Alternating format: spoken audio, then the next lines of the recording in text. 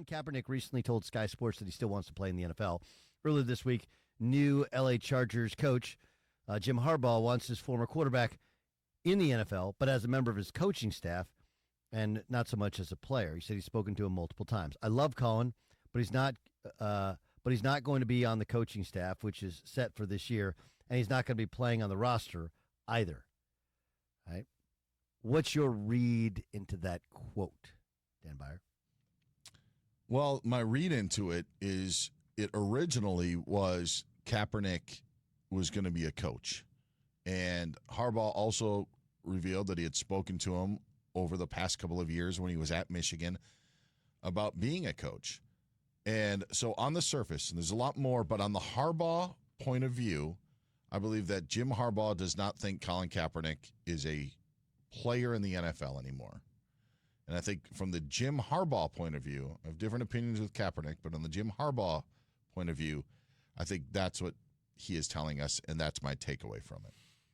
My takeaway is that, but my takeaway is a little bit more advanced. So as many of you know, and I think... What, mine's just basic? No, it's just slightly different, okay? I'll just reintroduce myself because, we were told, never assume in sports radio, right? So I've been doing sports radio, sports television for 21 years. And 3 months ago was named head coach at Wisconsin Green Bay. Obviously, even before my press conference, had to sit down here on the Dan Patrick Show with Dan. And one of the things that I tell players in recruiting, and I mean it, is if you come play for me, especially if you come play for me this year, that's special because I don't have a track record. I don't have, I'm not John Calipari. I can't say I put this guy in the NBA, this guy in the NBA, this guy in the NBA. It's an act of faith. But I believe the college football and college basketball coach's job, and it's really always been this way, but it's harder now with the transfer portal and guys moving, is you got to take care of your guys. Right? The reason you stick it out is because when you do, you have a football family that takes care of you. That's how it works in college sports. That's your family. And one of the things that people don't understand when they switch schools is you're out of the family. Right? And then the new family you go to, some of these guys are only there for 6-9 months. You're not really in that family. So you're familyless. And they're like, why does that matter? Well, when you need a job and you play college sports, the first person you should be able to call is your coach, right? Your coach, because those guys can pick up the phone and get you a job or give you some direction. They are literally a second and sometimes first father for many people. I think Jim Harbaugh takes that very, very seriously. And it strikes me as Colin Kaepernick is that guy. And I'm going to have that guy. My dad had those guys. My brother's coached for 28 years. He has those guys that you really want to help. I just want to help this dude. And he doesn't know how to truly accept the help. He's not surrendered to the realities of his situation. And here's where I bring it up. If you remember, his shot of getting back in the NFL was ruined by his girlfriend. Right? Because he was going to sign, remember, with the Ravens. He signed with the Ravens. Before they got Lamar Jackson, he was going to sign with the Ravens. And then his girlfriend, and I don't know if they're still together. I'm sorry, I don't follow this. But she's I think, radio host in New York City. She put out a meme of Django Unchained, the slave owner in Django Unchained, and compared it to Steve Bisciotti, who's the owner of the Ravens, right? So, you're the owner of the Ravens, and you're called a slave owner by a guy who doesn't have a job in the NFL. Thanks, but no thanks, right? And that's Jim telling John, take care of my guy. Plus, remember, his offensive coordinator, who's now with the Chargers, was the offensive coordinator of the Niners, was the offensive coordinator of the Ravens. You go back then as well, right? So it's all football family. And we try to take care of you, and then your girlfriend has this meme, and Steve Bisciotti is like, I'm not doing it. Sorry. I'm not going to be called, no one wants to be called a slave owner when you're the owner of an NFL football team. Sorry, not doing it. And so you fast forward to now, he's not an NFL player. And I'm sure Jim called him up and he's like, hey, why don't you just come to camp, work with Herbert. You know this offense. You played in this offense. You're awesome in this offense. Just teach it to Justin Herbert. See if you want to do the coaching thing. See how that feels to you. And I'm guessing, and it's more than a guess, that Kaepernick's like, I still want to play. Yeah, we're not doing that. We're not doing that. And a big reason that guys have never given Kaepernick a shot is not because they didn't want to give him a shot. It's because if you cut him, are you cutting him because of his political beliefs? Are you cutting him because of his race? Right? No one wants to be called a racist. No one wants. You don't want to cut a guy. Like, it's a third string, fourth string, fifth quarterback, whatever. But Kaepernick strikes me as a guy that here his football family is trying to take care of him and give him an opportunity to get back into the league in an offense that he knows. Just learn to be a coach. He probably still wants to play, and he hasn't given up the pipe dream. He's just not dealing with reality. And when you read that, that strikes me as Jim Harbaugh going like, he's not going to be a player, and he don't want to coach. Sure. I think that's a reasonable assessment. The part that I would only vary for you is just right at the absolute end. Is I don't know if Colin Kaepernick wants to be a player, but I think that it helps Colin Kaepernick for him to say that he wants to be a player. Like, he is in the spot right now where if you were to cross that line to be a coach, you are also giving in to an organization that you sued and that you had fought for years. Like, I don't know how you can reasonably think that you can play again in the NFL. And we just had Mark Dominic on, and he quickly answered no way.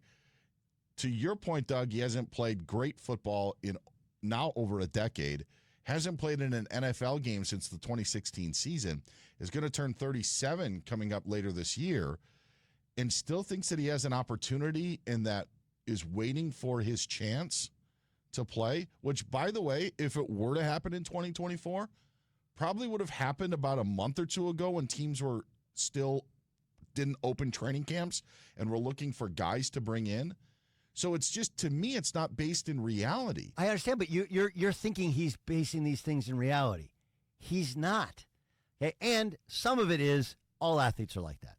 Like, it's a really, really hard one for most athletes. It's hard to say you can't still do it. I mean, how many times is Terrell Owens, like, I'm going to see Terrell Owens tonight at an event, right? There's an event, the Pump Brothers host. It raises money for their cancer center in Northridge, California, and I get a chance to MC it. It's an amazing who's who. Amazing who's who.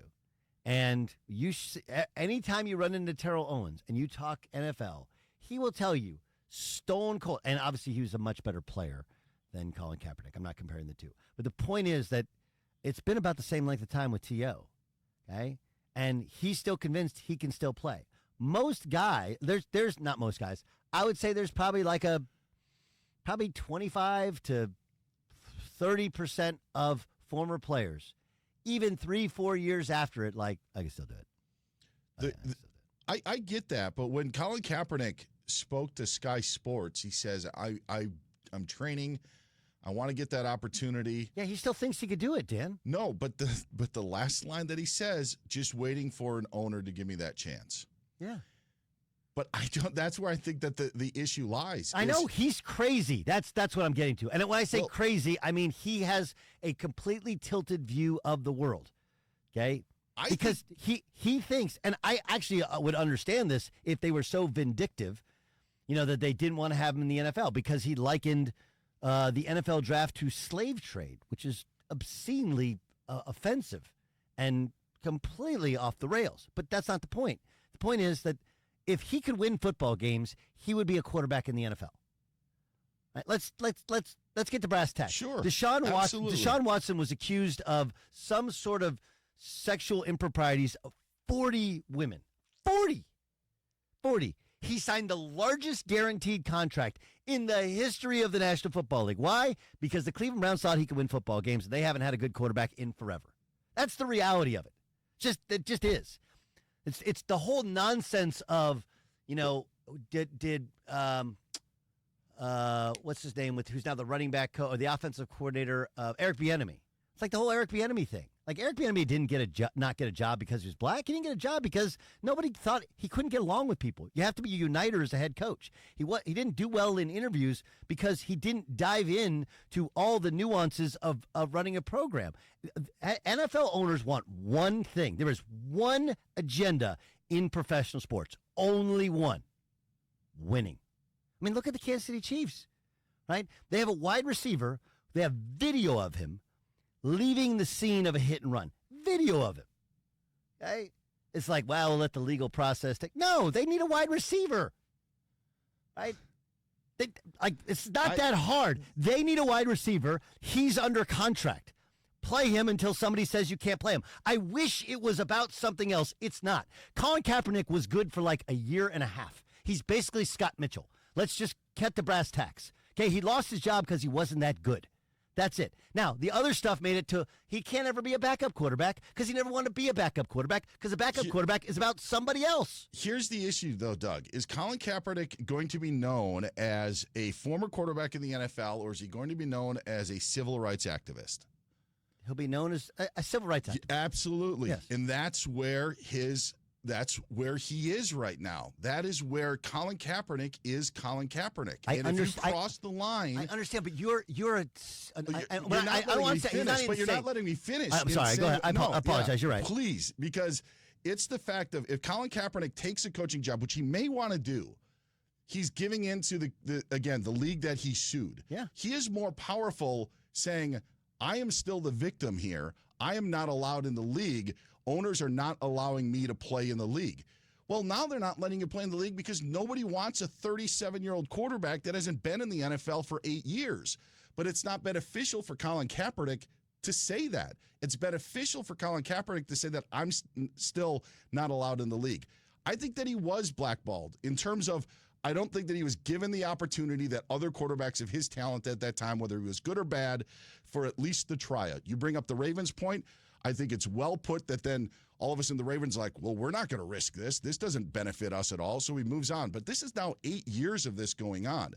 And I think that for Colin Kaepernick to sit there and say, hey, I'm still trying for that opportunity, he's saying that because he needs to be pitted against the NFL. And if he joins the NFL, he loses the identity of being that civil rights activist that he's the most powerful and probably has done the most damage, or not the most damage, but has done the most effect on the world. That's where I think Colin Kaepernick is done. He's made the effect as a social activist, and he's done a lot of great things.